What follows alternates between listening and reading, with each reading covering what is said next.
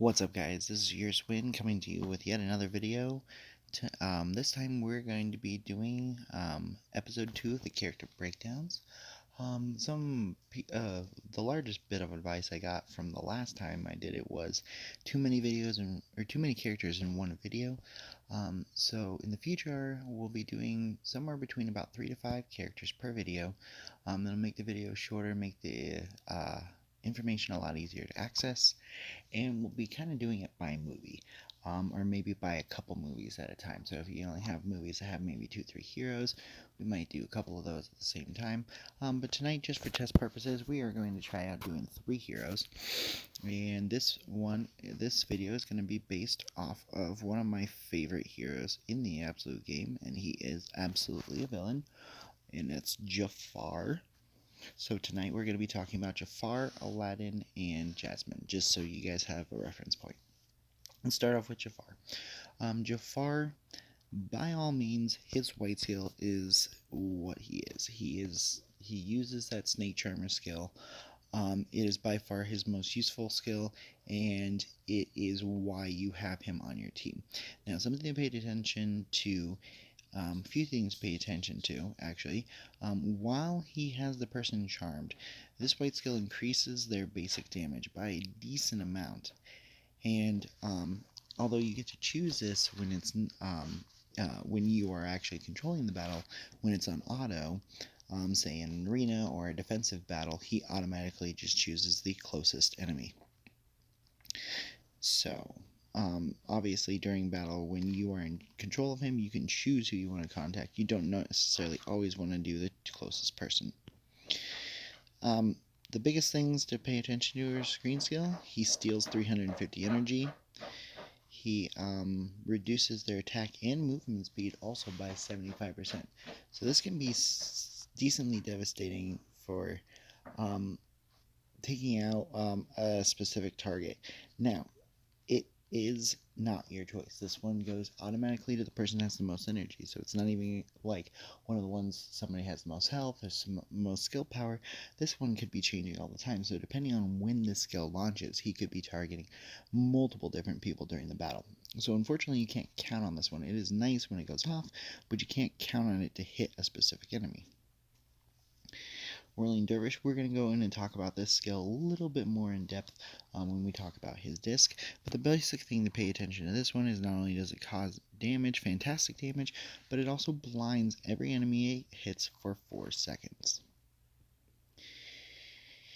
His purple skill only makes his white skill even more powerful. The charmed person not only has an attack basic attack boost that they got from the white skill, but he also has an attack speed increase of 200% and is immune to all disables during that time.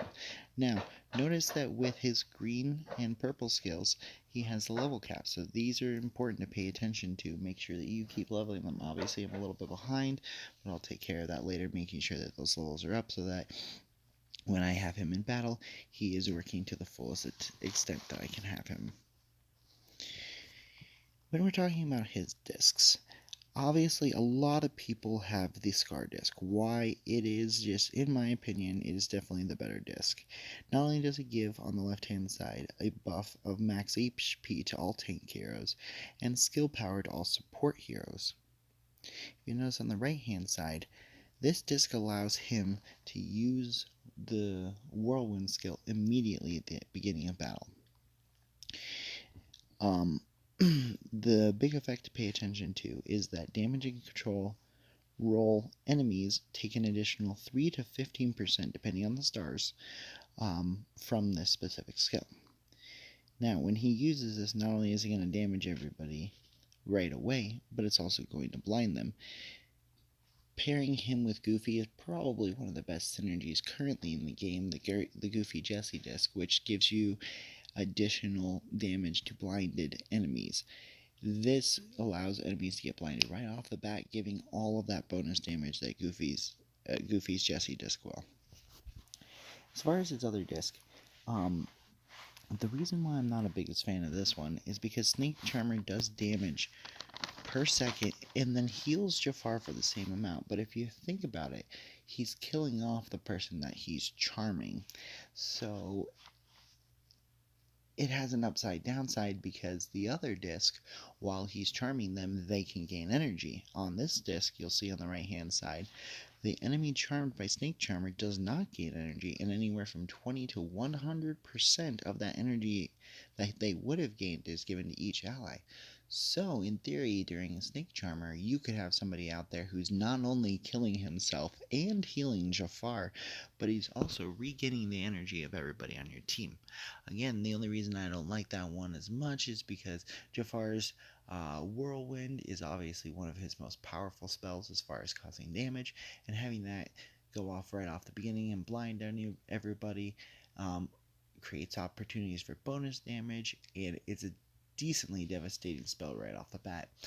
Sometimes, if you pair it with other backline damage spells, Jafar is able to easily KO people in the back within 10 to 15 seconds of the battle being started. As far as synergies, he works great on blind teams. Like I was saying earlier with the Goofy disc, the Goofy with the Jessie disc, it is amazing. Anybody else that can blind is a great person to put with those two specifically. Jafar, of course, will go well in a lot of different lines, but his main use is not for synergy, but more for counters.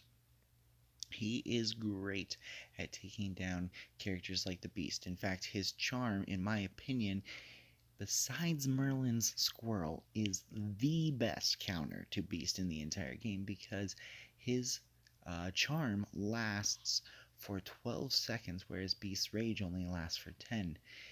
With a full bar of energy casting his skill, he is able to automatically outlast Beast's white skill, making him have a 2-second window of vulnerability where you can attack him before he can relaunch his white skill, and you can take him out with that one health that he's got. So Jafar is great at taking down Beast or any other powerful characters that you don't have a way to take down with his control and with his charm. Obviously, keeping with the theme, we're going to go ahead and swoop down to Aladdin. Now, I've had Aladdin up a decent amount. He has fallen definitely on the back burner, but I still use him for certain situations. And to be honest, if I had more power invested into him, he'd be a lot better. But he kind of fell to the wayside a decent amount of time ago, and such as it is. Now, let's go ahead and start at the beginning. Again, when I'm going through some of these heroes, you'll notice that I skip over certain skills, and if it's just strictly a damage skill, I am not going to talk about it. I'm going to briefly touch it and go boom, done, we're moving on. His green skill, obviously he dodges and counters, dealing damage and stealing energy. This is important because I actually almost missed this the first time when I was writing down all this stuff to make this video. Every time he counters, he's going to steal energy. Now he can counter every 7 seconds, but that means every 7 seconds he's stealing 150 energy from somebody on the front line. So that's great if you have somebody that's getting energy quickly, like say a Madam Mim. He's able to kind of work against her and take against all that extra energy that she's getting. His blue skill gives him the ability to automatically dodge any attacks from any enemy with a certain level. Now, again, when it comes to the white through purple skills, the ones that you always want to level first are your level ones, because if a skill's not working, because it has a level cap thing, then you might as well have not even had it up. And this one, you have a 25% chance to dodge. Now, if they're level 141, that means that chance is going to be reduced further and further and further down, to the point of where it could be negligible or 0. Now, obviously, in this case, it's not going to be too much out of the whole realm because it's at about a 140 out of 160, 165, which is the current max, but still, there is a decent amount of loss in the power of that skill. So you want to make sure that these ones are always the ones that are leveled first. Obviously, the purple one, just another damage one, but it goes at the beginning and kind of switches his combat. Now, this is important because in one of my favorite synergy lines for Aladdin, this comes into being play because he's able to attack within the first few seconds of battle. Red. Now, when I'm making these videos, I will not go in and say this. Red skills always are going to have a level cap. That's the thing. They're going to have maybe part of the skill that will work without it sometimes, and part of the skill, but you can always count on at least part of the skill to not work if you don't have it, or a chance to fail, or a reduce effect, depending on the level. So this one, Aladdin blocks all disables longer than 3 seconds. Now, if you remember his blue skill, if you team the two of these together, not only does he have a 25% chance to dodge all basic attacks, but he blocks all disables longer than 3 seconds from affecting him, as long as his red skill is high enough. This is huge because not only is he blocking disables, but he's basically dodging attacks, and anything that is coming in, he has a chance to counter, making Aladdin pretty hard to take down if he is leveled. As soon as he's not leveled, the problem with him is as soon as he's not leveled and his skills aren't up there, he's very easy to shut down because he doesn't have a lot of survivability, even with being such a far-reaching character as far as his combat launching out in the middle of battle. Obviously, he's got 2 discs.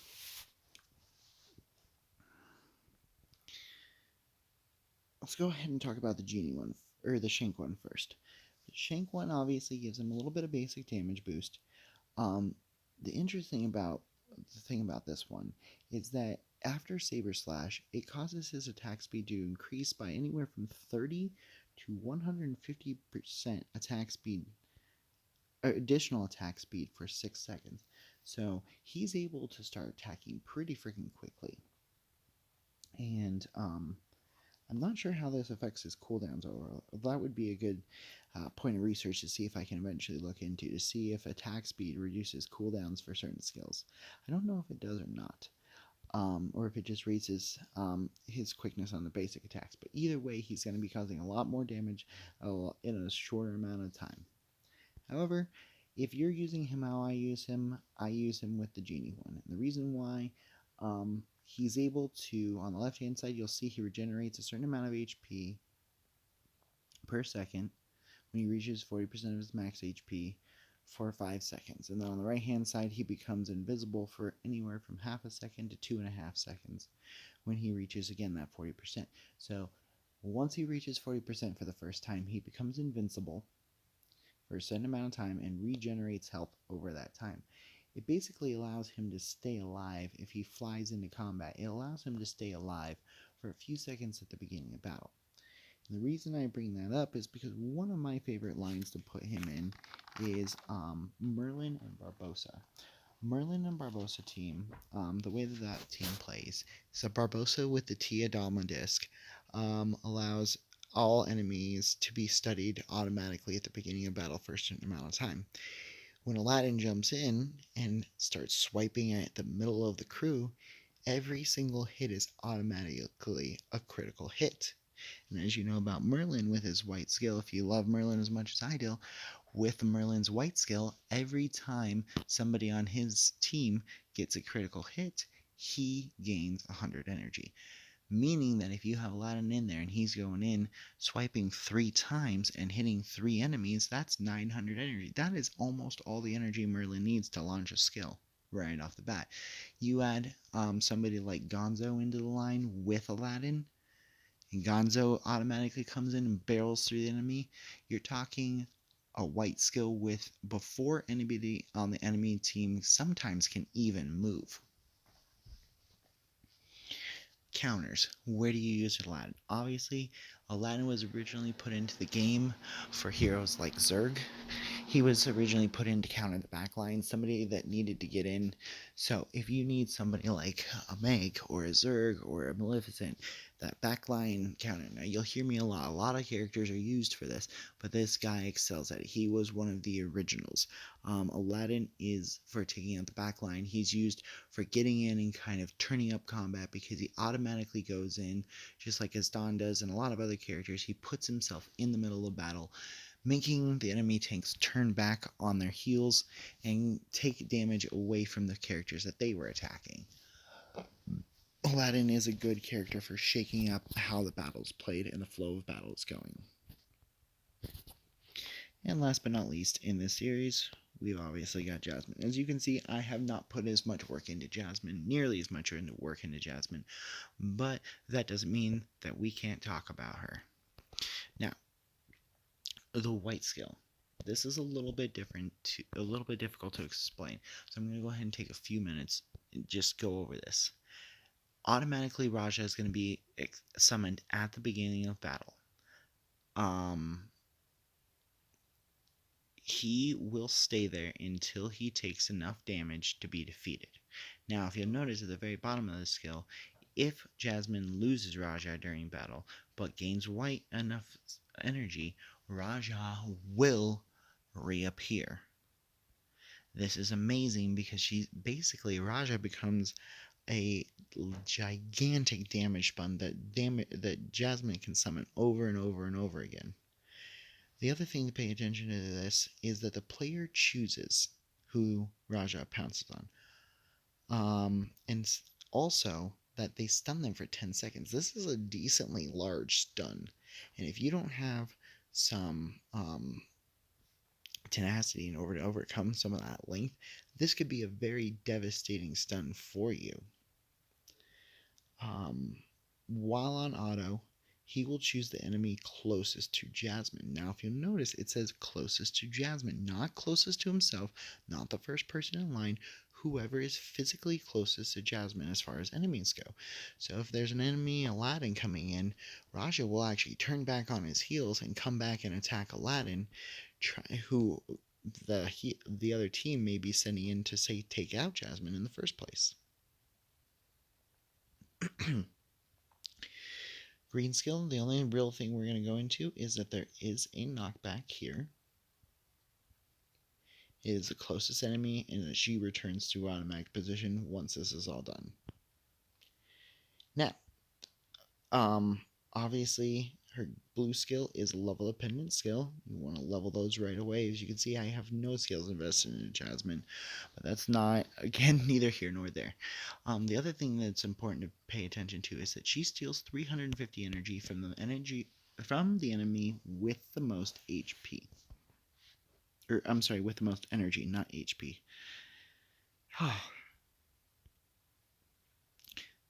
Obviously, purple skill, because I've said Raja is so important in order the way that Jasmine fights, it is super important to have Raja with a boosted health.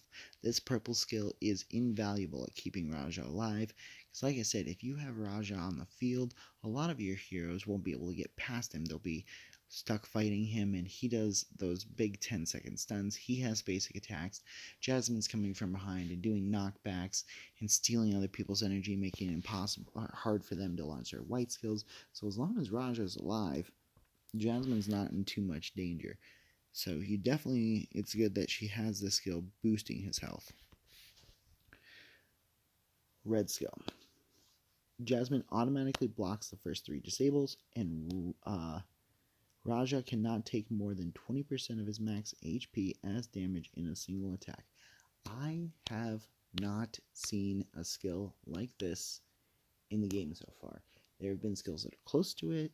There have been skills that kind of take damage away, such as with Hades, where he deflects some of the damage. But think of this.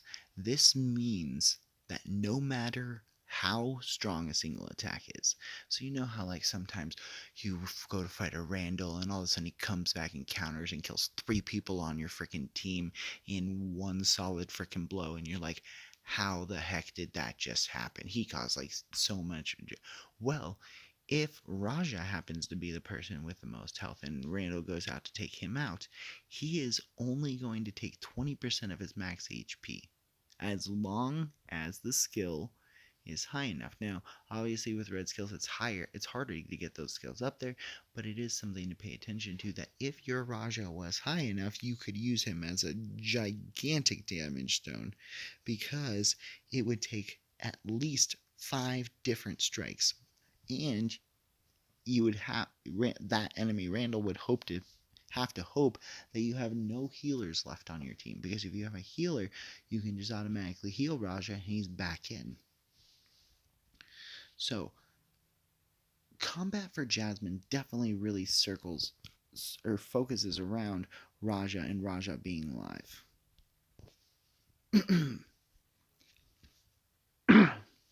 Now, his discs. Let's go ahead and talk about we'll